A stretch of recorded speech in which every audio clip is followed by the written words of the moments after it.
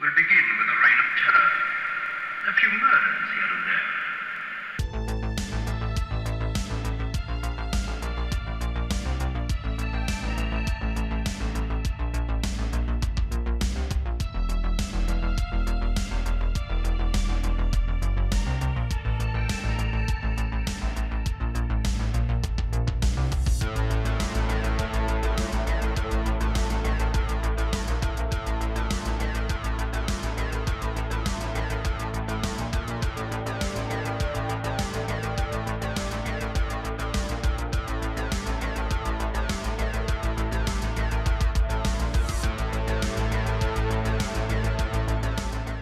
Hello friends and fiends, welcome back to Blood and Guts, HHN, and we have not one, not two, but three house announcements from Horror Nights this year. We have Slaughter Cinema 2, which they announced at the Spooky Empire. We have Goblins Feast, which they announced yesterday, and just as of today they announced a new and third house, Sweets Candy Factory, going back to the scare zone from 31 Major Suites. So with me as always is Matt. So let's kick it over to Matt, coming to you live from the dungeon. See what his thoughts are on these. Welcome back to the dungeon, friends and fiends. As Evil Adam said, we've had a truckload of announcements over the weekend and even on this day, Tuesday. We're super excited about what we've been seeing. We always love the original houses, so seeing them getting some love first over the IPs kind of lets us know that maybe there's some issues going with the IPs, but we'll talk about that in my final thoughts. But definitely, like I said, just excited about these original houses that we've been given. Just seeing the reaction from the community, everyone seems to be excited as well. So far the event looks like it's taking great shape. Also, I'd be remiss if I didn't mention on Friday we got a new T-shirt for the event as well. And as far as compared to the original design, I think it is an improvement. But I'm still not too enthused overall for the merchandise that we've seen thus far. I'm looking forward to seeing once all 10 houses are announced. When they do like the overview and have all 10 houses on the shirt along with maybe the icon, I'm looking forward to seeing what that will be. But as far as the new shirt goes, I do like the new the skull where it's kind of focused on that. And then we've seen at Spooky Empire, they had the punk rocker come out with the skull and the mohawk. For that, so I think that's a nice touch. So I do look forward to see where it's going. But as far as the houses going, Slaughter Cinema 2, Goblins Feast, and then Major Suites Candy Factory, all solid additions. So let me kick it back to Evil Adam. Adam, what do you think about Slaughter Cinema 2? Give me your thoughts. As far as Slaughter Cinema 2 goes, this is the one I'm most excited for. It's at the top of my hype. Although I did not get to experience the original, I do know the iconography of the house. I know the anthology grindhouse films they used were very well liked. I hope that we get to see a facade that has like some old cars. I hope they put the drive-in screen up with the trailers for the old films or the new films. And I hope that, they just make the whole facade look like an old beat-up drive-in. I think that would be awesome. And I know that this one is going to be good. That's why it's at the top of my hype. So let's kick it back over to Matt and get his opinion on some of the houses as well. I couldn't agree more with you, Adam. I'm super excited about Slaughter Cinema 2. I know that's one that we've been discussing for a few months now, thinking it'd either be Slaughter Cinema 2 or possibly a house for the Usher. So it looks like the Usher's going to have to wait another year, if not more. But I'm still excited to see Slaughter Cinema 2. I'm like you, Adam. I didn't get the chance to go see the original house, but I have seen it on video. I'm well aware of it. It was a fantastic house. I love the set designs, the creature effects, the makeup. And then just knowing this one has a description, if you're dying for a B-movie marathon, head to the Cary Drive-In. Stream through scenes from Creature Features. And as you know, we're known for loving to delve into creature features here at Blood and Guts HHN, grindhouse gore, and spaghetti westerns, and more. For me, I'm most excited about spaghetti westerns. When I first went to the event back in 2004, I got to see Ghost Town and fell in love with that house. And I didn't get to see the second house for it, but just just knowing I'll get a slight touch of a spaghetti western here in Slaughter Cinema 2 just really has me excited for that. So out of all the houses that are announced, this is definitely number one on my hype list thus far. So let me kick it back to you, Adam. How do you feel about Goblins Feast? Let me know what you're feeling about that one.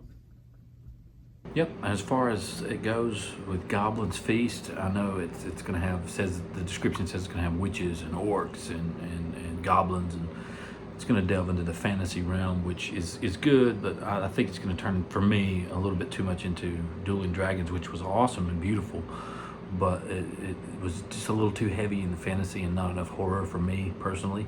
I think that, I mean, we'll see. We'll definitely see how it turns out.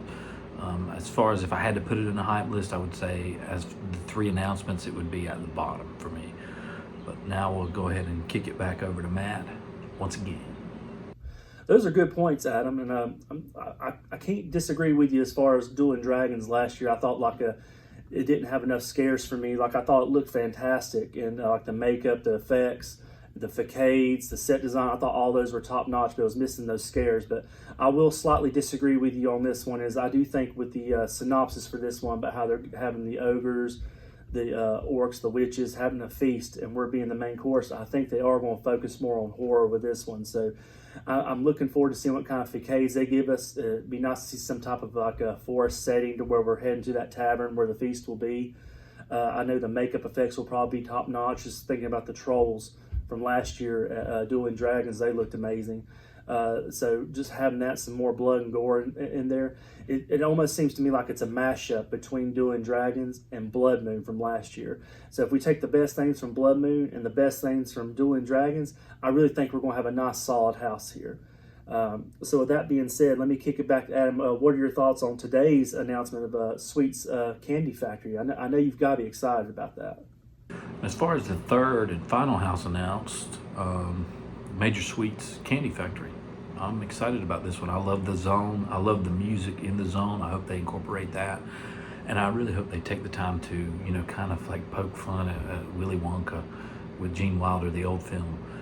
Because if you're doing it in the 50s and it's a 50s candy factory, you can have so much fun with the sets and the facades, the costumes, the actors, the makeup. I really want to see some funny, dark elements in this house. I think that they're going to pull it off, and I think that with that addition of the music, like the Mama Loves Mambo or Mr. Sandman, and all those tunes that they used in the Scare Zone. You had the Big Giant Baby, you had the Big Giant Cat, and the Poison Children. I think this is going to be a really good one to see what comes forth from it. So, without further ado, let's go ahead and kick it back over to Matt again. I couldn't agree more, Adam, on the topics that you mentioned. Like, I think the music will be important for this house. I am super excited for this announcement. It wasn't my favorite Scare Zone at HHN 31, but I definitely did enjoy it thoroughly. I thought like the makeup effects they had in there, the costume designs, like the over-the-top stuff, like with the babies and the kids being poisoned. I thought those were all great touches. So with the synopsis of this, with us being chaperones to take kids into this candy factory, I think it does set up well for what you're saying if they want to have like a deranged Willy Wonka.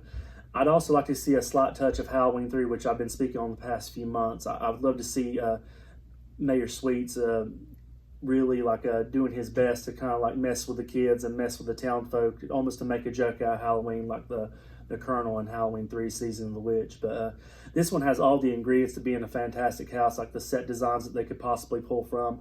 With it being in the 1950s, it'd be a great time capsule to go back there and just see some like old-timey sets, how a deranged old-timey factory would look. And like you mentioned, Adam, the soundtrack, that would be awesome as well. So I'm really excited for all these 3 houses. I'm glad that we actually get to see these originals get announcements as opposed to being dumped at the end of the season or right before the season starts. The only thing I would task Universal to do at this point would be to actually make a hype video for these. You see now how the community is actually excited to hear about the original houses. Make them that much more excited by just producing just a little 30-second teaser for each house. I guarantee it will go a long way, and it'd be like I said, it'd be great to get everybody just whipped up into a frenzy. But on the flip side of that, I really think there must be something going on with the IPs, whether they haven't completely hammered them out yet, or perhaps they've lost some IPs and they just don't have anything locked down yet. I think we're seeing some issues with that. So maybe we'll be wrong because obviously we don't know what the icon will be yet. We don't know any of the IPs other than what we've speculated on. But as you can tell, we have an event that's carrying forward, and looking forward to see what announcements we'll have next. So friends and fiends, be sure to comment. Let us know what you're most excited for. I know if I had to rank them in order right now, I'd have to go Slaughter Cinema 2, Sweets Candy Factory, and then the Goblins Feast. So let me know what order yours that you're hyped for. Now I'm going to kick it back over to Adam. Adam, what's your final thoughts? Yeah, and as far as the announcement goes, they keep dropping them daily. And I don't know what's going on. Usually they will do the IPs first because that's their big draw. It gets the asses in the seats, so to speak. But without those, I'm starting to think that maybe they're in a little bit of a limbo, kind of like they were when Hellblock was supposed to be Evil Dead Rise, that kind of thing. And I hope that's not the case. But I'm personally like the originals more than most of the IPs usually. But we'll see. So if it's a heavy IP, or excuse me, a heavy original year, then that's perfectly fine with us, perfectly fine with me. But stay tuned with us, and we're going to see what shakes loose. Maybe they're going to keep announcing them as they come day by day, or maybe they're just doing a little slow drip of a few at a time. But either way, we'll see what happens, and we're pretty excited about these so far.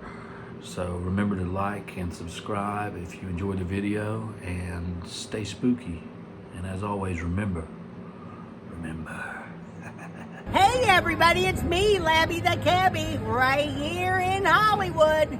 Make sure that you subscribe to Blood and Guts HHN. You're gonna love it.